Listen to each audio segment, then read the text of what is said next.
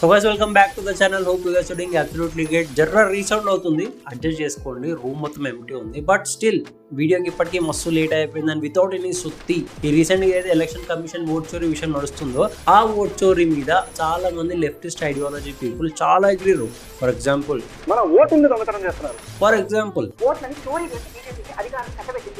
For example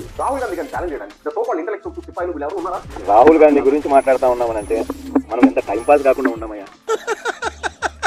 so వీళ్ళందరూ ఎట్లా అంటే మేము ఎక్స్పోజ్ చేసేసినాం, మేమే సాధించేసినాం, మేము సిఐడి ఆఫీసర్లు, మేము ప్రజా హక్కుని రక్షిస్తున్నాం అని పెద్ద పెద్ద ఎదురు కొట్టడమే తప్ప వీళ్ళు పీకింది ఏం లేదు.